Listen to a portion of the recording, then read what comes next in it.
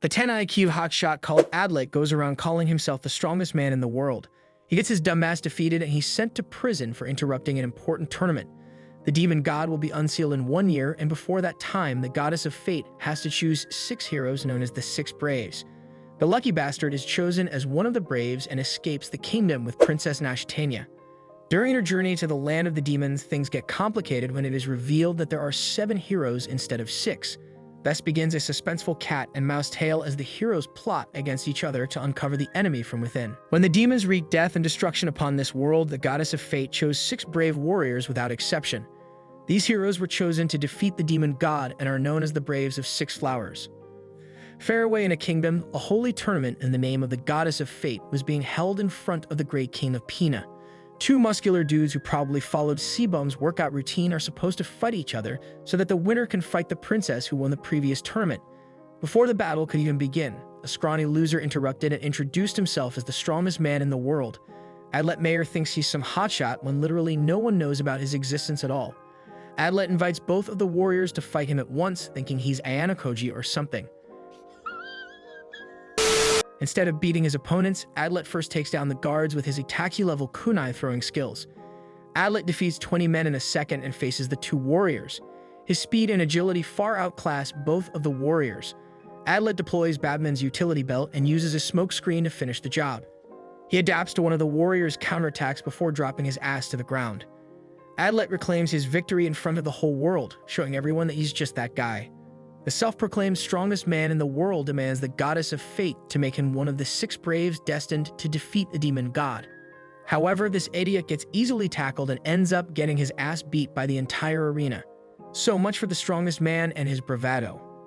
After getting smoked, Adlet is imprisoned in a cell and doesn't feel anything, even after destroying the sanctity of an important tournament.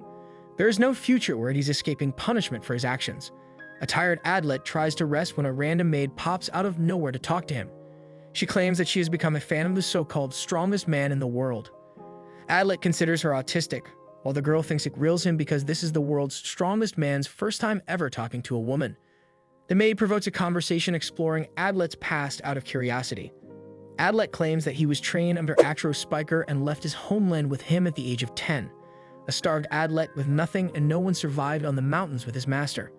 There he learned how to do whatever it takes in order to survive the world's cruelties. The maid commends Adlet's touching story while he gloats about being the strongest in the world. The maid reminds him that he has yet to defeat the Saint of Blades, so that's out of the question. Adlet wants to fight her and claims that there is nothing in the world stronger than him. Normally, you would think he's got some insane superpower to back this up, but no, this man is really just saying it right out of his ass. He wants to beat the demon god because he lives in Delulu land with levels of strength. The maid also tells him about the outcome of the tournament, explaining how Princess Nashetania ended up beating the contestants in the final match. Adlet reveals that because he is the strongest in the world, it's only natural he will become one of the 6 chosen heroes to defeat the demon god. The maid is intrigued by his desire to become one of the Braves. Adlet confirms that he came to the country for that reason. It is revealed that the demon god attacked their continent over 1,000 years ago. He produced an endless amount of demons and wiped the empire off the map until, eventually, a saint managed to defeat the demon god. However, she knew that the demon god would one day resurrect. The goddess of fate prophesied that 6 heroes would one day be chosen to defeat the demon god after his revival. Those heroes would bear the mark of 6 flowers, earning them their titles. The previous 6 Braves were capable of challenging and defeating the demon god. They sealed the demon god temporarily. However, more and more demons have begun resurfacing across the continent. The demon god is bound to return someday yet again, and the 6 Braves will have to be chosen to defeat them again. Apart from this juicy lore, the maid switches the conversation and tells Adlet that many of the assumed candidates were recently killed. Adlet is confused because regular demons couldn't have just defeated such strong people with ease. Adlet tells the maid to relay a message to the princess that he will one day fight alongside her as one of the chosen Braves. The following day, Adlet Mayer receives his official sentence to be indefinitely imprisoned for his crime. He's tossed into a pit with nothing but a blade and an apple. Adlet marks the days gone by, receiving a handful of food to survive and recover from his injuries. They barely feed him anything, but this guy still finds time to recover his athletic body. After spending a good amount of time in this prison, Adlet wonders if he should make a conscious effort to escape the prison. Until one night, the sky is enveloped in crimson red like it's doomsday or some shit. Please, no! No! The people are wondering if this is an attack from the demons. Adlet Mayer wakes up from a haunting nightmare and eventually discovers that he has been blessed with the sacred crest of 6 flowers. His overly stupid confidence worked in his favor by fluke, making him happy to become one of the chosen heroes. Naturally, he tries to tell the guards that he's been chosen. Adlet discovers that Princess Nashetania is actually the maid who had spoken to him many days ago. Nashetania confirms that she has also been chosen as one of the 6 braves. She frees the self-proclaimed strongest man in the world who is weak against his cell. After freeing him, Nashetania leads Adlet to the horses she's prepared for their escape. 2 of the 6 heroes begin their journey to defeat the demon god. Adlet suggests heading over to his hideout before heading for the land of the howling demons to find the remaining 4 braves. Adlet gathers his gear from his hideout and heads off to the land of howling demons with the princess. On this journey, both Adlet and Nashetania discover each other's powers. Nashetania shows off her cool abilities as the Saint of Blades. She questions if Adlet has ever met a saint before in his life. Adlet claims that he has, but he doesn't remember the saint being proud of being blessed by God. It is also revealed that the goddess is a womanizer who apparently only makes saints out of women. Playing around with her time, Princess Nashetania decides to attack Adlet to test his abilities. He swiftly dodges some of her attacks and questions what she's doing. The girl explains that she's a little bit autistic in the head and likes to do silly things, making her a huge nuisance to her actual maids in the kingdom. She even acts like she feels guilty about attacking him when she really doesn't care. Nashetania tells Adlet that she's never met someone like him before, which is why she's comfortable being herself. Basically, the chick is trying to raise his dumbass over here. That night, Nashetania reveals the truth about the Pina Kingdom. Her father was blamed for causing a civil war and making all of the power fall into the hands of the corrupt prime minister. His evil ass didn't want the king's daughter to follow in her father's footsteps. Nashetania has never had the opportunity to speak freely to anyone apart from talking to Adlet. Adlet wonders if the princess who grew up with a golden spoon will be able to handle sleeping outdoors on the hard ground. Nashetania isn't worried because she is used to the experience. The following morning, they woke up to the most beautiful sunrise. Nashetania and Adlet believe that they should keep fighting to protect the beauty of the peaceful world. On their way, they discuss the possibility of the brave killer attacking Goldoff Aura. Nashetania thinks that it is impossible for the killer to have killed Goldoff because he's actually quite strong. The only reason Nashetania even beat him is because Goldoff went easy mode on a girl. Nashetania sadly expresses that the Sun Saint has also been missing for the past month. Adlet is certain that they'll soon discover everything about the brave killer after confronting him in battle. After a journey of 10 days, the 2 braves have finally arrived close to the land of the howling demons. Adlet claims that the enemy is likely anticipating their arrival. Adlet has learned everything there is to know about demons because of his master. He's a walking encyclopedia of demon knowledge. As they draw closer to the land, Adlet observes Nashetania's discomforted demeanor. She's clearly unprepared for the battle ahead. Adlet makes all sorts of silly faces, channeling his inner autistic, and ends up making her laugh, as that is what Master Uwe used to advise him when he got scared. Suddenly, Nashetania and Adlet are drawn to the cries of the villagers who inform them about the attack of the demons. Adlet rushes to defend the villagers because he's got that protagonist thing going on. The strongest man in the world enters the battle and excellently uses his magic to defeat the demons. The Saint of Blades supports him with her precise attacks. Since this was Nashetania's first experience in actual combat, Adlet intentionally kept her as support so she could get used to battle. Nashetania doesn't want to gather a reputation like Sakura from Naruto and vows to become useful in future battles. After rescuing the villagers, they are told that a traveling girl is still in the village by herself. Adlet prepares his horse to go on ahead and save the girl. However, Nashetania reminds him that they can only do so much and that their real mission is to defeat the demon god. Adlet is faced with the difficult decision of either saving the people or defeating the demon god.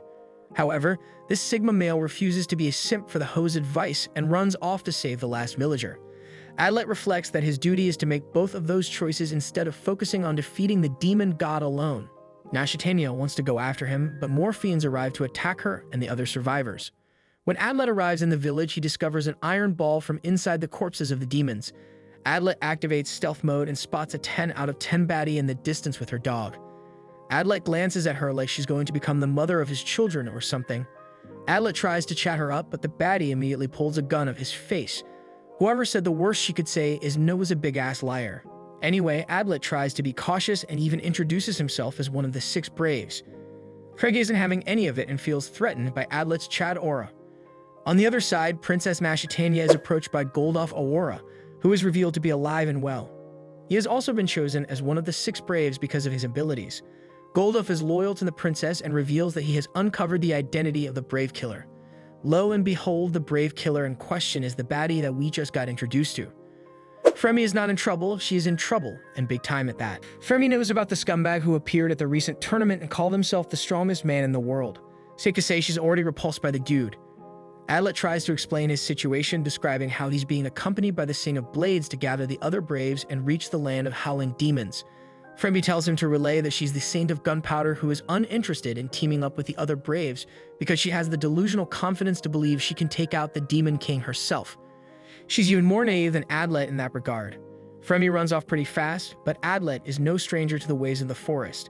He's out here giving Tarzan and the monkeys some competition. Adlet manages to find her pretty quickly. Both of them are exhausted. Fremy wants to shoot his ass down for being a stalker, while Adlet explains that the 6 Braves are required to work together in order to bring down the demon god. Interestingly enough, Fremy states that she will be killed if she meets the other Braves. Adlet doesn't know shit about what she's yapping about because he's got room temperature IQ to read between her words. Fremy gives him a dilemma and emphasizes that her fighting the other Braves is inevitable. Adlet lowers his blade, which Fremy takes as a sign of defeat. She goes off to fight the demon god herself, happy that she won't see his ugly face again. However, the sneaky little magician is persistent and drops his smoke bomb, creating an opening to steal her bag. Adlet reveals that he's got quite a bit of knowledge about guns and has safely stripped Fremy of her bullets. Adlet knows the crazy who is also headed towards the land of howling demons, not to mention her sketchy situation with the other Braves. He promises to save Fremy when the time comes and casually accepts their cooperation. As he's walking away, Adlet is out here sweating she won't pull the trigger. Thankfully, Fremy believes his words because of how annoying and persistent he seems to be. Meanwhile, Nashetania and Golduff defeat a demon on their own and also receive a message from Adlet, which reads that he has discovered another Brave and will be headed towards their destination to meet up. Nashetania is worried for Adlet's safety, while Golduff is mad and jealous that some other dude has rizzed up his princess. Golduff isn't fond of him, but Nashetania seems to like him a lot, so he wonders if they're dating. The princess denies any such involvement. As for our newly developed dynamic duo between a murdering saint and a clumsy joker, Adlet reveals that guns are usually useless AF when dealing with actual demons. This means Fremy's bullets are made out of vibranium or some shit for poking holes through many demons and racking up a high kill count. Adlet asks her a billion questions like the peeving child he is, while Fremy thinks of him as a pushy idiot with 0 brain cells. The loser is read like an open book because Fremy deduces he's worried about Nashetania. Fremy is astonished to learn that both Nashetania and Adlet were chosen as 2 of the 6 Braves since they seem to be idiots compared to the previous generations. Adlet is still on that "I'm the strongest man" quip and gets called a massive idiot for it. On their way, the Saint of Gunpowder makes an odd request to kill her with kindness if it comes down to them facing each other. Adlet doesn't know what this chick is on about and wants to protect her. Adlet and Fremy spot the land of the howling demons from afar. The domain of the demon god is actually so poisonous that it kills any human entering the territory within a day. Luckily, the 6 of Braves are all blessed by the goddess of fate to be immune to the poison, which is pretty cool. Adlet spots a destroyed fortress from nearby and hurries to the scene. Adlet and Fremy are welcomed as the 6 of Braves by the army. Lauren welcomes them and informs them about the grim outcome of the invasion of demons. Everyone in their army died protecting something that could help the 6 Braves. Lauren explains that the demons are solely targeting the extermination of the 6 Braves, which is why the king secretly developed a method to seal off the peninsula upon the arrival of the heroes. Numerous saints were used to develop a barrier sealing the fiends within the forest. Lauren tells them about the phantasmal barrier, which will make their job a whole lot easier if they take the initiative to activate it. The temple, beholding its activation, is protected by barriers, making it safe from the demons outside. One of the Braves, called Mora, is already waiting for the others to arrive at the temple. Even though the activation of the barrier will prevent one of the 6 Braves from entering the land of howling demons, it is a risk that Mora has decided to take in order to assume a greater chance at victory. Lauren even teaches them how to activate the barrier by showing them a replica of the dais inside the temple. He is a Chad soldier who is willing to lay down his life in order to ensure the mission's success. Later, Adlet wonders if Fremy wants to meet the other Braves for the time being. His dumbass still hasn't made sense of the situation. Adlet is hellbent on protecting Fremy in case she gets attacked by the others. Fremy thinks of him as a dumbass up until he actually saves the hoe from Nashetania's blades. A fight breaks out between the 2 factions. Nashetania considers Fremy a threat and warns Adlet to get away from the Brave Killer. However, Adlet pins down Golduff and begs Nashetania to stop fighting Fremy. The Saint of Gunpowder is least surprised that it has come to this, knowing that this would always happen when she met the others. Adlet tries to stop them from fighting by introducing Fremy as one of the 6 braves. Adlet reveals her crest to add proof to his point. Nashetania isn't convinced and tells him that Fremy is the brave killer without question. Adlet is stunned when Fremy confirms this accusation is true. Fremy names all of the saints that she has killed and even tells them that the Saint of Blades and Goldoff were next on her hit list to target. She never thought of killing Adlet, however, perhaps because he was too much of an idiot. Adlet inquires about her reasoning behind killing the candidates of the Braves. Fremy revealed that she basically wanted the demon god's revival to be as easy as possible.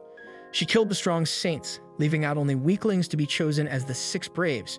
Such a shitty reason is obviously unacceptable, especially with her delusion to defeat the demon god on her own. Goldoff and Nashetania attack Fremy, but this redhead ends up simping for her instead. Adlet argues that Fremy is on their side because her desire to kill the demon god is real. Even though it's a ridiculous reason, Adlet has made his choice to protect Fremy in this battle.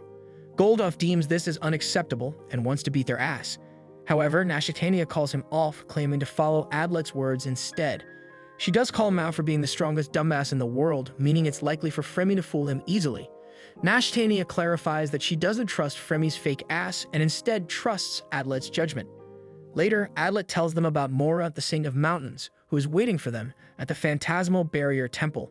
They unanimously agree to reach the temple with no objections from anyone.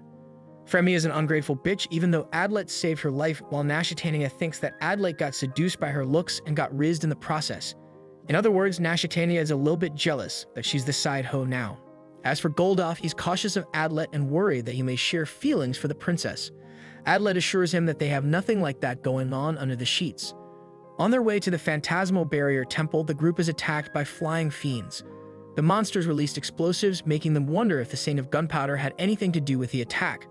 Fremy denies any involvement and ends up defeating a bunch of monsters with the other Braves. Adlet tries to navigate between the endless horde of demons. Nashetania directs him to head toward the temple while they deal with the annoying mob. Adlet runs off and finally discovers the temple. He's surprised that the temple remains unscathed even after the bombing, thanks to the protective barriers surrounding it.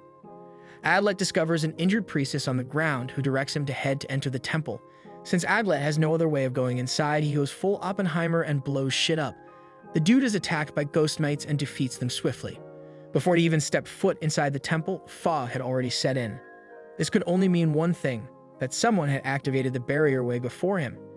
Adlet rushes inside and discovers the activated state of the temple. He's shocked at the mystery person who has trapped them all inside the barrier without allowing the other Braves the chance to escape. The rest of them catch up to him with many questions. Goldoff tries to deactivate the barrier, but it fails. Adlet steps up using his past knowledge of the barrier's activation. He offers some of his blood as a sacrifice, and yet the barrier remains intact. Princess Nashetania is the last one to give it a shot. In a fit of confusion and rage, Nashetania destroys the tablet and goes batshit crazy. Fremy is composed and stops Nashetania from acting like a child at a critical moment. All of a sudden, an unexpected brave makes her entrance and recognizes everyone apart from Mr. Strongest. Chamot Rosso is the Saint of Swamps and finds Adlet an idiot immediately when he refers to himself as the strongest. This is because Chamot is literally considered the strongest hero of their generation after the goddess of fate herself. Chamot recognizes Fremy as an enemy at once and wants to defeat her, but Adlet and the others convince her to stop. Fremy's out here dealing with the world as her enemy at this point. Final Brave is introduced as Mora, the Saint of Mountains who arrived here before all. An unexpected outcome occurs when Mora reveals that there is an outsider among them.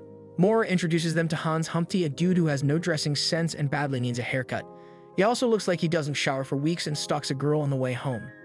Hans' existence has become a problem because now, instead of the typical 6 Braves, there are 7 of them. Even after revealing each of their crests, they're unsure how it's possible for there to be a 7th Brave.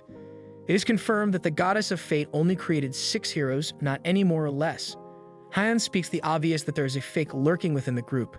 Thus, the most epic game of Among Us with thrilling mystery finally begins as they all try to uncover the identity of the enemy hiding between them. Adlet and Hans set out to test the limits of the phantasmal barrier. Hans is a weird one who doesn't bother introducing himself. After a series of tests, Adlet and Hans confirm that they're basically trapped from inside the mist and have no way to escape unless they deactivate the barrier. Returning to the Phantasmal Barrier Temple, Adlet tells Nashetania about their findings. Fremy is the prime suspect, so she's being treated as the #1 impostor here. Mora claims that only the person who activated the barrier is capable of deactivating it, and upon their death, the barrier will be disabled anyway. The barrier also requires the activation to be executed by a human, so fiends or other monsters can't do it either. Without a doubt, Adlet confirms that the traitor among them is working on behalf of the demon god. Chema, the midget, pins the blame on Fremy and wants to execute her ass without reason. Mora believes they should do their best to introduce themselves, use the information, and find the fake brave hiding among them. Adlet is the first one to jump past to introduce himself. He delivers a corny-ass introduction drier than the Sahara Desert as no one takes interest. Han gets annoyed that he keeps yapping about being the strongest pointlessly. Chema and Mora are also confused by his goofiness. Hans calls him a dense fool while Nashetania is next up in line for her introduction. Nashetania is the first brave Adlet encountered and he seems to be unsuspecting of her. Nashetania follows that the barrier had already been active upon their arrival inside the temple, a story that Goldoff also confirms. Adlet isn't really suspecting Goldoff either. Goldoff is just a dude who has a crush on his woman for the most part. Mora Chester is the saint of the mountains who acts like a guardian saint. She knows about the abilities of 78 saints as they're required to goad her upon birth. The 14-year-old Chamet states that she once entered a martial arts tournament and also nearly wiped the floor with Fremy. Chamet had nearly killed her, but she escaped. Fremy confirms the fact that she did, saying that this little girl is a menace that should be taken seriously at all times. Hans is the next guy in line and also the fishiest one to Adlet since he's the last one to join them. Hans doesn't pull any strings and straight up calls himself a hitman assassin like his wee-wee ass is Agent 47. Hans reveals that he doesn't take up just about any job unless it pays well. Hans is surprised and goes, "Y'all aren't getting paid for this." He didn't know about the phantasmal barrier at the time of meeting Mora, making him more dubious in Adlet's eyes. Also, he likes cats. Maybe a little bit too much. Actually, he probably fuck a cat with how he's acting so far. Fremy is the last person to be questioned, and her position isn't any better since she's tied up as the main suspect. Knowing she got no choice but to earn their trust, Fremy tells Mora to remove her headband. Upon removal, the group is stunned to find the mark of a removed horn on her head. Fremy is revealed to be an offspring of both man and fiend, a tool that the Demon King wanted to use for his own purpose to kill the Braves. Mora questions what changed about her to the point her objective is now to nuke the Demon King's ass instead. Before she's about to drop the reason, Adlet argues that a human fiend offspring shouldn't be capable of activating the barrier, which means the suspect definitely can't be Fremy. However, Hans destroys his point, making it conceivable for Fremy to do all of the things she did and go in undetected. Fremy believes Mora and the others are just as suspicious as her. Adlet thinks he'll get in trouble soon, even though his current worry is to help save Fremy. Chamet is feeling a little evil and returns to her kill Fremy to deactivate the barrier agenda. Before Chamet does anything, Hans strikes down the possibility of Fremy being the 7th Brave because she could have killed Adlet a million times after following him around. Fremy confirms that she got many chances shooting his head off with ease because that's how stupidly Adlet trusted her at the beginning. Nashetania feels dizzy for all of a sudden as if the group doesn't have enough problems to take care of. Adlet explains the scene of his arrival and how he had to grenade his way inside. Mora did have the key, but she wasn't there. Adlet continues that the barrier was active before he got there. His story bothers Hans quite a bit, who immediately jumps ahead to point a flaw in Adlet's story. Hans exclaims that as his job as an assassin, he made sure to know everything about the gates of the temple. There is no actual way to enter inside without getting in, and Adlet is the only one who broke the door and activated the barrier. In every way possible, no one could have entered the temple before him. Things are looking terrible for Adlet, because the entire group chat is about to kill his ass based on this fact alone. Hans meticulously pins him down and how anyone else could have entered the temple before him. Adlet tries to defend for his lost position by arguing that there must have been another way to enter inside the temple. He thinks they might have done it by digging through a hole, but Mora emphasizes that it couldn't have been possible as the seal was active and might have acted against them. There's an additional problem that Adlet got attacked by the puppet soldiers, confirming that he was the first person ever to enter the temple. The suspicions over his head continue to fester and grow, leaving him very little room to negotiate. Even Fremy, the bitch he's protected all this time, isn't trusting of him. Nashetania tries to swing for Adlet's favor, but Hans isn't buying any of her bullshit at all. Adlet thinks that Mora must have had a hand in activating the barrier as soon as he opened the door inside. The possibility is also shut down by Hans, making Adlet seem like a very bad liar in his defense. Things get tough when Mora actually confirms Hans' points to be true, forcing Adlet in a very difficult position. Adlet gives up into pressure instead of maintaining his calm. Nashetania begs Goldof's cooperation into believing her. Chamet doesn't want to kill Adlet and recommends slow torture because she's probably the evilest 14-year-old I've ever heard of in Anon. Mora believes Hans' points and is willing to gather more information before killing Adlet.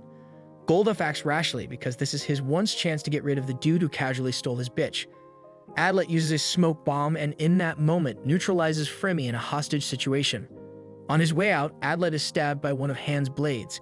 He continues to run off with incredible speed and disappears before they're able to catch up. Even in his compromised state, Adlet runs far enough to escape them. He pulls out the blade and gives himself a piece of his own motivation. However, willpower isn't enough as Adlet collapses. Hans and Mora are hot in pursuit after Adlet. The way he kidnapped Fremy has only added more suspicion to his story. Mora reveals that each of the petals on the crest of the Braves represent the state of their allies. Since the 6 petals are all intact, it means Adlet has yet to kill Fremy, so she's fine for the time being. In the time he's clocked the fuck out, Adlet dreams of his childhood. He got his ass beat at an early age by his friend. Adlet loved the one person he cared about in his family. There came a point where the boy lost everything in his village and begged to become the strongest under the aid of Atro. Noticing the boy's face of despair, Atro kicked him as hard as he could, something you never want to do to a kid who nearly died and is starved like hell. Atro taught him to smile and laugh in the face of despair no matter the weight of the situation he is in. Adlet wakes up remembering those words and realizes that Fremy patched up his wounds. Even though Fremy actually suspects him 99%, she's leaving out the chance that he isn't the 7th by playing a fool. Adlet notices Fremy's state and tries to light up a fire. Fremy activates her flame magic and does the job for him. Fremy states that she is capable of passing through barriers being a half-human, but her fee inside takes quite a bit of toll because of that. Fremy confirms all Hans' points and thinks that Adlet is the only person capable of entering the temple before any person. Adlet starts over from the beginning, remember the events that occurred. Fremy turns down the possibility of Chamet being an enemy. Adlet either uses 9 or 9,000 IQ to hypothesize there being 2 enemies instead. Adlet thinks that the 8th Brave, who is also an accomplice with the 7th, activated the barrier from the inside. Adlet thinks it's a terrifying plan and also pins blame on one of the innocent Braves, that being himself. The dude asks the most unreliable person for help, so obviously Fremy turns him down because she ain't ready to get jumped like him. Adlet doesn't fear his circumstances even in the face of defeat, and instead of quivering like a child, he is prepared to face his enemies with a smile. Adlet wants to destroy the enemy's plan, failing to give up with his Delulu confidence. Fremy still thinks he's a dumbass, but actually shows interest in hearing Adlet's story on why he aspired to become a brave. Fremy's sudden interest in Adlet has greatly astonished the man as he can't fathom the reason. She would ask about his past. Fremy knocks Adlet for being an average fool who's got a lot of weird weapons and goes around calling himself the strongest. She wants to know how he became so strong by exploring his past. Adlet tells her that he grew up training with Atro, a man of many talents who roughed the hell out of Adlet with that SSS class training. Adlet was made to study numerous subjects and make up weapons on the spot. His master even made him study knowledge about science, making Adlet quite the formidable fighter. Fremy recalls hearing about Atro as a man whose students could never survive his harsh training. In fact, Adlet is the only person who endured the harsh training of his master. Fremy questions why he aspired to become a brave. Adlet reveals his backstory about a single fiend coming to their village when he was just a boy. This fiend had a striking appearance and possessed the ability to talk. It had come here to speak to the village chief after meeting Adlet and Rainer. The night was restless for Adlet because of the presence of a demon in the village. However, only the next morning everything changed. The village chief advocated for the demon god and wanted to lead his villagers into the land of howling demons, rejecting all faith in the 6 Braves. Adlet describes the appearance of the fiend, which confirms to Fremy the exact demon he is talking about. The demon is actually one of the 3 who rule over the fiends. He is also the same monster who suggested the creation of Fremy as a half-fiend. Adlet continues that his best friend Rainer ended up getting killed to protect him. Adlet is the only person who escaped the village. Despite everything, Adlet didn't despise the villagers, but rather the demon who had come to them. After losing his precious sister and best friend, Adlet had nothing. His master gave him motivation by telling him that their loss could help him become so strong. Adlet's master told him that a man simply couldn't become powerful purely out of revenge. Instead, he needed to believe in something. In response to his story, Fremy tells him that she's jealous because she doesn't have anything to believe in. Fremy reveals that the fiend mother who gave birth to her also gave her a gun with the power of the saint of gunpowder. Fremy's mother is the only fiend who brought happiness to her life until she abandoned her daughter. Fremy loved them all, but after acquiring the power of the saint, Fremy was told to kill many people. She had become a monster who worked hard to satisfy the demon god by taking out the strongest warriors. Fremy met Chema and foolishly revealed her name to the little girl after nearly escaping death. Upon returning to her mother, she tried killing her own daughter. The person she entrusted most ended up betraying Fremy and treated her like a tool of war. Fremy's trauma is rooted in her mother's desire to kill her. She doesn't want to forgive her mother, who always planned to betray her in the end. The mother she thought she loved only pretended to be her caregiver. Fremy's naive desire is to kill the demon god so that she could rub it in her mother's face for betraying her own child. Fremy questions why Adlet isn't doubting even a single word from her story. She thinks it's definitely suspicious, but there's also the fact that Adlet's a goldfish in deducing anything. Adlet tells Fremy that he doesn't want to abandon her. The proof of this is that he told his backstory to Fremy, which he hadn't shared with Nashetania. My man is rising up girls and knows what he's doing. Adlet shares that he doesn't like to think of Fremy as an enemy to begin with, which is how he trusts her.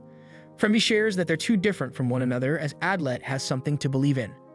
She wants to return to the temple, but before doing so leaves Adlet with a charm made out of gunpowder. She tells him to use the charm when required because it will expose Adlet's position to her. Fremy is still distrustful of Adlet on the surface and warns him that she might kill his ass the next time they meet. Adlet declares that he'll protect everyone by ending this farce. A safe and secure Fremy returns to the temple. Mora tells her to catch some ZZZs before telling her story. Meanwhile, Adlet muses that he has no choice but to become strong since he fears losing everything again. That is what motivates him to move forward. Fremy thinks that Adlet's stupidly kind attitude to protect everyone will cost him his life. The following morning, Fremy cooks a half-true story about her encounter with Adlet. She's playing Among Us on steroids with these guys, but Hans and Mora have their own objections. Chema is stuck on level 1, being the slowest one of the group, and still believes Fremy is the 7th. Hans questions the weight of Fremy's story, especially when he had already stabbed Adlet upon his escape. Hans thinks that Adlet will have it impossible to fight them without his weapons. Mora recommends they split into pairs to look for him. Hans and Fremy are paired up with each other. Hans questions if Fremy will be able to kill her mother if she ever confronted her during battle. Fremy thinks she will, but Hans believes otherwise. As an assassin, he's seen many people hire him to kill their loved ones only to feel hesitant in the final moment. He isn't trusting of Fremy's words, to say the least. Dude's treating her like a second impostor. Meanwhile, Princess Nashetania has faith in Adlet's innocence and suspects Hans to be the real culprit in his place.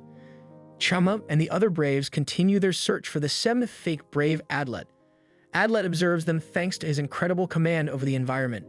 Knowing that he isn't the 7th Brave himself, it's obvious the real culprit is currently paired with someone. Adlet thinks that the 7th Brave will likely try to kill their partner and pin the blame on Adlet, making it an even deadlier game of suspicion. Adlet hurries to investigate the temple in order to expose the existence of the 7th and 8th Braves. Adlet draws nearby the temple when he is discovered by Hans, who waited for him. Hans specializes in his role as an assassin and gives Adlet a really tough time during combat. Batman tries using his smoke bomb again but fails to trick Hans. Hans pins Adlet to the ground, ready to deal the killing blow. Hans commends Adlet's plan to pretend as one of the 6 Braves, and he's even more suspicious of him ever since he captured Fremy to make his selfish escape. Hans forces Adlet to confess and come out as the 7th Brave, but he refuses to follow any of his demands. Adlet frees himself and struggles, facing against the genius assassin. He knows that his chances of defeating this guy are non-existent in a one-on-one fight. Adlet goes for a different approach and strips himself of all of his secret weapons. He claims to be fighting Hans head-on without holding back. Hans knows something is up. There is a trap within his sight. Hans tries to be cautious to locate the trap. However, Adlet knew that he would be far too fixated on what's lying underneath, completely forgetting about Adlet's secret weapon. Adlet could have killed Hans with his attack, but he deliberately missed for a reason. Adlet argues that if he were truly the 7th, then the fight would have been over by now. Adlet tries to prove his innocence as one of the Braves. Hans initially accepts his reasoning before releasing a final test. Hans claims that he's the real 7th Brave to see how Adlet would react. Instead of acting surprised, Adlet immediately tries to reach for his weapon. But in that moment, the dude gets his head chopped off with a single slash by the assassin. In reality, Hans used a hallucination ability to test Adlet's behavior when faced under such a situation. Hans knew that Adlet would be shocked by his confession if Adlet was indeed the 7th Brave. However, his reaction just now proved that Adlet isn't capping his way out of this mess. Hans is convinced of Adlet's innocence as the two become friends. However, even with this much progress, their progress has been reset to square one. They have yet to find the true 7th Brave. The scene switches to Fremy and Mora. Mora is dead set on believing Adlet to be the actual perpetrator. So much so that she believes Fremy and orders her to kill Adlet on sight. Mora is giving major impostor vibes with that sus energy. As for Princess Nashetania and Goldoff, they're engaged in argument regarding Adlet. The princess doesn't want to believe in Adlet being the culprit and even hammers Goldoff for being a jealous bitch in this situation. She disregards my dude's pathetic feelings and calls him a child. Having returned to the temple, both Adlet and Hans are looking for signs they could find to uncover the identity of the 7th Brave. Adlet proposes the culprit to be a saint who has the ability to unleash the barrier. Adlet thinks that the mysterious saint hid their abilities from Mora. Hans and Adlet are both aware that in case of Adlet's death, the blame will most definitely fall upon Fremy. At this rate, they'll lose 2 Braves for pointless accusations. Completely by chance, Hans inquires for the specifics of the barrier activation. That is when the cogs inside Adlet's brain start to function for once. He realizes that they've actually been deceived from the start about the barrier activation. Adlet wants to confront Chamet, as she's the final person he isn't sure about. Adlet and Hans discover Chamet. Chamet is particularly bored and doesn't like doing things the simple way. She wants to kill them, starting from Adlet to Fremy to the rest. Safe to say, she's here to increase her kill count instead of solving the toughest mystery. Chamet throws up, or rather in this case, throws down. Chamet's powers stem from a swamp that exists inside of her. This creepy little 14-year-old has devoured many fiends and kept them inside. The fiends are too strong as they begin to attack Adlet and Hans. They're even capable of functioning inside the mist barrier as they're being treated as Chamet's weapons. These tentacle fuckfaces are also semi-immortal with their super fast regeneration ability. Chamet has gone crazy and corners Adlet and Hans. Things aren't looking great for Adlet or Hans. Knowing that these monsters are unkillable fucks, they decide to make an enemy out of their master instead. However, neither of them is capable of creating an opening to defeat Chamet. The silly girl mocks them for believing that strategy could ever work like everyone else who tried and failed. Adlet reflects those fiends don't experience fatigue, meaning they'll be the ones to run out of fighting juice first. Hans is out here on a killing streak like Levi. Adlet has a plan and tells Hans to busy the monsters for a minute. My guy uses his prep time to gather a bunch of tools to devise a strategy. Adlet uses his flute to draw the fiends near him and creates an opening for Hans to unleash his attack. Hans goes all Naruto and launches an aerial attack. However, the attack is far too predictable for Chamet. Hans gets deflected, but Adlet predicted this outcome. He kicks this guy so hard he is propelled right towards Chamet. The problem child is captured and defeated in a single assault. So much for being the strongest of their generation. Having defeated Chamet, they cover her mouth to prevent her from using her ability. Adlet interrogates if Chamet had prior knowledge about the barrier when she entered the temple. Chamet shakes her head in denial, implying she also didn't know about the barrier's activation. Mora and Fremy are headed towards the temple because Fremy sensed Hans and Chamet's presence from afar. Adlet tells Hans the truth about Fremy letting him go. Hans warns Adlet about Fremy being the most dangerous suspect. Adlet wholeheartedly believes that she isn't the 7th Brave. Hans twists the conversation in a dark turn. He tells Adlet about Fremy's true nature, as the girl lives in a deeper darkness than even his own. She's not hesitant to kill anyone for that matter. Before going on ahead, Adlet tosses a device to Hans. Hans warns Adlet about Fremy's true feelings towards him, claiming that she in fact hates Adlet based on his observations. Adlet uses Fremy's charm to signal her of his location. He ponders if Fremy truly hates him despite everything. Fremy arrives armed with her gun. She's surprised that Adlet is still alive and well. Mora scolds Hans at the temple. Hans defends Adlet by stating that he has already uncovered the 7th Brave's real plan. Adlet tells Fremy about the truth of the activation of the barrier and how they were all misled by Lauren with false information. Adlet pieces together the story that they were intentionally led towards the temple. The enemy waited until Adlet opened the door and made it seem like the barrier had activated. The truth is, the barrier didn't activate at all. There was only fog covering the land, so their attempts to deactivate the barrier remained fruitless as it had never even activated in the first place. It was only after they messed around with the tablet that one of them activated the barrier. Hans adds that the 7th relied on the others to suspect Adlet and even framed him to be killed in the process. Adlet believes in Hans' innocence because he could have killed him in their previous battle. Even though Fremy seems to be impressed at first, she points out one major flaw in Adlet's theory. Fremy thinks that there is only one saint capable of surrounding the entire forest in the fog, but even then it would have taken her a while to accomplish that goal. Fremy throws an explosive and reveals the countless number of stakes underneath the land to spread the fog at a rapid rate. Adlet counters by stating that the enemy could have formed another barrier for the effect of the fog. Fremy denies such a possibility because two barriers cannot be put up at one point. She's out here shredding his words like Ben Shapiro. In the temple, Mora is also unconvinced of Adlet's innocence and tells Hans that he has fooled them all.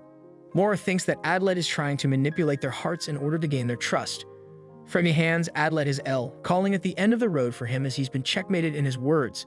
Adlet wonders if there is any hope left for him to gain her trust. At this point, he's thinking of another person to believe in his words. Fremy reads his thoughts and knows he's going to look for Nashetania's aid next. She prepares her explosive and wonders if the strongest man in the world is prepped for her wrath. Even in the face of doom, Adlet smiles and welcomes his fate. He refuses to give up, something that Fremy believes is a testament to the losses he has endured as a child. Adlet tells Fremy to think of herself because after his death, the others will be sure to pin the blame on her. Adlet is about to leave when Fremy shares that noting in his words sounds convincing to her. She doesn't even know why Adlet is so hellbent on protecting her. Fremy knows the others will arrive soon to attack him. With that considered, Fremy requests Adlet to stay and tell her more about himself. She wants to understand him better to perhaps believe in his words. White-haired chick is summing up to be the best girl, no cap. Adlet's words of consideration for Fremy's safety are empty in her eyes. Adlet himself can't fathom a reason as to why he's after Fremy. Deciding to confess his true feelings, Adlet shoots his shot and confesses that he can't hide the feelings of his heart. Fremy is incapable of understanding him as she was forced to get rid of her feelings in order to espouse her revenge against her mother and the demon god.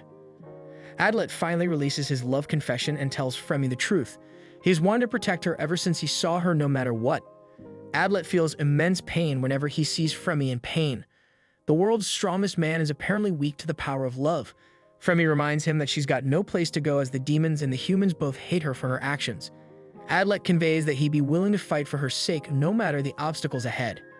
Adlet claims that he's still the world's strongest man and hopes to God that Fremy will believe in his true confession. However, he's afraid of Hans' warning, who emphasized that Fremy loves no one and in fact hates him in secret. Fremy pulls the trigger on Adlet. This time she's even more certain that Adlet is her enemy. Nashetania and the others discover their location because of Fremy's gunshots. Mora uses Shamit to deal with Hans and ensure he doesn't run away. She borrows the powers of the mountain god and becomes OP as hell. Mora delivers a telepathic message to all the Braves, a message that confirms Adlet as the 7th Brave. Mora wants them to kill him even though she's quite uncertain.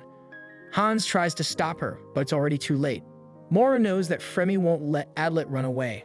Hans is stopped by Shamit while Mora walks away believing that she's right. Hans is dubious of Mora because of how impulsive she's acting. It's almost as if the impostor is starting to get annoyed that Adlet is still alive. Adlet emphasizes that Hans is still alive as evidenced by the petals of the crest. However, Fremy isn't having it anymore and attacks him without a thought. Nashetania experiences an absurd reaction after hearing Mora's message. She gives into panic, revealing her batshit crazy killer side. The cute princess is unrecognizable as she too now plans to kill Adlet. The scene returns to Fremy and Adlet. Fremy signals their location to the others. Adlet tries to run away since he has an advantage in speed, yet he's mercilessly attacked by his crush. Fremy doesn't want to believe him. Adlet questions why. Fremy explains that she can easily see past his false confession. She doesn't want to believe in anyone who wishes to protect her because of her tragic experiences of being betrayed by her loved ones. Even though Fremy is devastated, she chooses to fight alone all by herself in her mission to kill the demon god. Stupid-ass Adlet rushes in her direction and gets nuked in the face for it. Adlet knows that Fremy has maintained some of her humanity. It's just that the girl can't find a reliable person to believe in. Mora also arrives to the scene to finish the job.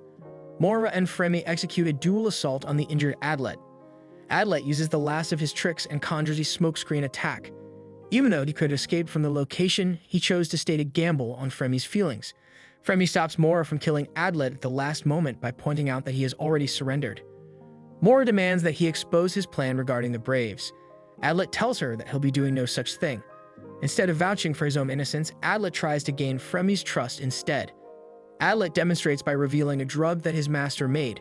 The drug is capable of detecting traces of a fiend's touch. The drug clearly activated for Fremy now, but it didn't react back at the temple. This fully proves that Fremy is innocent at the least. Adlet questions if Mora's plan as the 7th is finally ruined for failing to trap both of them. Fremy ponders Adlet's confession once more. Mora is one lousy fool and still suspects Adlet because of how dumb she is. She wants to kill Adlet purely because of his persuasive ability. Even when he's about to die, Adlet advises Fremy to seek Hans' help. Shockingly, Fremy becomes Adlet's savior after he proved her innocence. Fremy tears up because she can't fathom how she is able to believe every word coming out of Adlet's mouth despite her hatred for him. An enraged Mora harnesses the power of the god of the mountains to defeat them both. Adlet doesn't want to leave Fremy behind, and they're about to escape when the princess herself shows up as their next opponent. Princess Nashetania fully intends to kill Adlet without sympathy. On one side, Fremy tells the princess about Hans' safety and claims that Adlet is not their enemy. But on the other side, Mora straight up lies about Hans' condition and denounces Adlet as their true enemy. Princess Nashetania awaits Adlet's repentance, implying her belief in his maliciousness. Nashetania is no longer acting like her old self and wants to kill Adlet. She uses her deadly blades to attack him. Fremy targets Goldov, who closes in on her and nearly makes a Kit Kat out of her body. Adlet saves Fremy from becoming a Gojo. Mora orders Nashetania to defeat Adlet while she handles Fremy. Fremy charges ahead with her explosives, going full ham on the battlefield. Goldov can't comprehend Fremy's intentions to protect Adlet and betray the other Braves. Mora brainwashes him by saying Adlet has manipulated her. Fremy is struck a potent blow by Mora, leading to her capture. She desperately hopes that Adlet made it out safe. Adlet paces towards the phantasmal barrier temple, yelling for Hans and Chamet to come out to prove his innocence. Unfortunately, the Princess of the Blades is there to kill him. Nashetania searches for Adlet and sees him escape into the woods. Adlet channels the full power of Ultra Instinct and dodges made projectiles in the dark. However, he leaves himself wide open and receives a massive injury that leads to his defeat. Nashetania stands over him while Adlet questions how this situation could have occurred when the princess trusted him from the start. Nashetania pins the blame on him like she never believed his words. Adlet tries to prove his innocence by arguing that he never set any traps. Nashetania wants to end his life, deeming him the seventh brave. Moments before his impending doom, Adlet's body trembles with pain. The harsh and cold pain leads Adlet's soul to another clue. Nashetania is about to end his life, but this Gigachad stops the blade with his bare hands. Adlet suffers extreme pain and punches the bitch away. With the princess decked in the nose, Adlet gathers whatever bit of strength he has to run away. It seems that he has uncovered a giant piece of evidence that he should have noticed from the start. Adlet is chased by Goldov, who knocks him away, leading him to an open location. Mora and Fremy are also there. Adlet thinks that Goldov might have saved his life by kicking his butt to the open field. With every last bit of his strength, Adlet tries to spark his final chance to persuade the others. Both Mora and Nashetania want Goldov to deliver the final blow. However, Goldov is a true Chad who wants to allow Adlet a chance to release information before his inevitable death. Both Nashetania and Mora want to kill him without even hearing him out. It is almost like they're afraid of the words coming out of his mouth. Adlet is about to become Jesus with his confessions. Chamet and Hans also arrive to the scene, utterly destroying Mora's built-up lie. Nashetania hurries over at Adlet's condition, realizing that she was being lied to by Mora.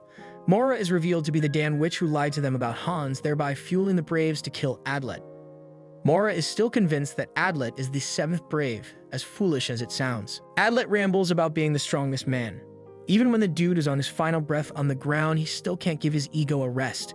Adlet claims that many factors go into him coming out as the strongest man. He thinks that no one else could have survived the wrath of the six Braves up until the end. Hans still thinks he's a dumbass. Adlet drops the bombshell and tells them that it's time to reveal the plan of the seventh Brave. Adlet is pieced together every last bit of the truth. He claims that they were lied to about the activation process, but his second half of the story regarding the fog is unconvincing. For that, Adlet explains that only one Sing is capable of creating the fog. Thanks to Adlet's extensive knowledge in science, he knows exactly why the fog was created. Adlet mansplains the basic phenomenon that brings about fog, but it's still incomprehensible to others. Since the land of the howling demons is near the fortress, the difference in temperature is what led to the fog. The question remains as to what could have caused the extreme dip in temperature, because none of them are playing God. Adlet uses basic science to explain that it could also be created by raising the temperature instead. This leads to only one candidate. The saint called Ryra, who has been missing for a month, has somehow manipulated the temperature. Adlet believes that Ryra was kidnapped and forced by the seventh Brave to help complete his plan. Ryra raised the temperature, making it extremely hot at the beginning of their journey. As for the people of the fortress, Adlet thinks that they might have had some involvement with the seventh into devising such a strategy. The Braves were all misinformed about the activation method of the phantasmal barrier.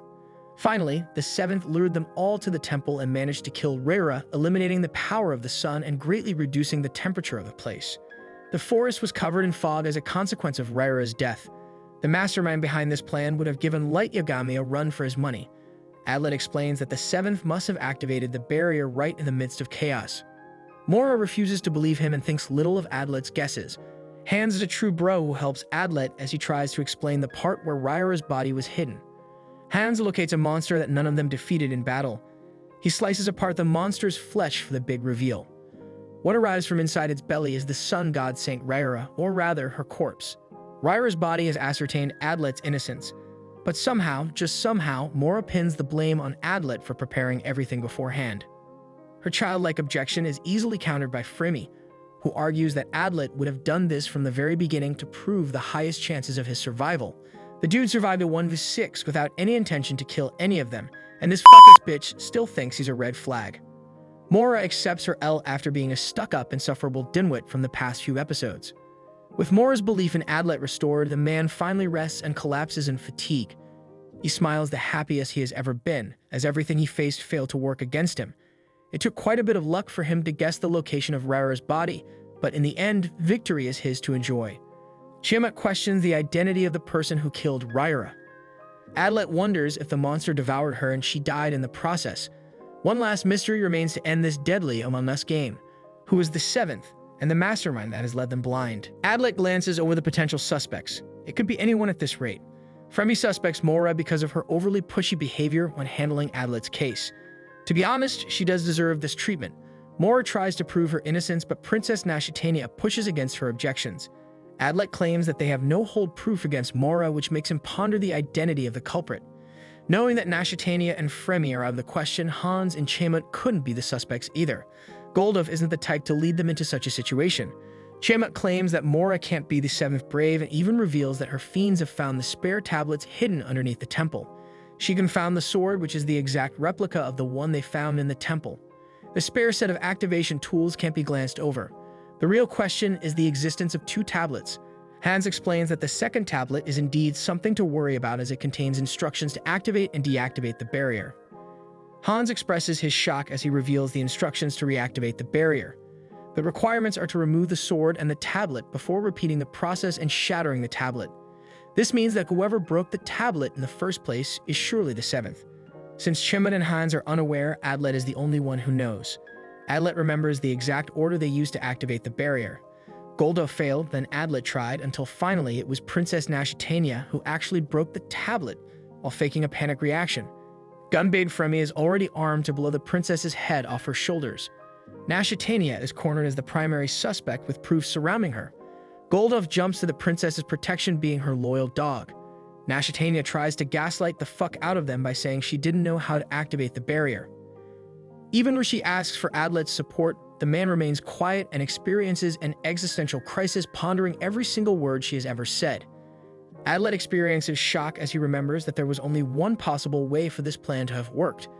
The seventh brave baited Adlet to enter the temple first, leading the others to start the suspecting game. Adlet remembers it vividly. It was the Saint of Blades herself who conveniently told him to reach the temple before everyone else.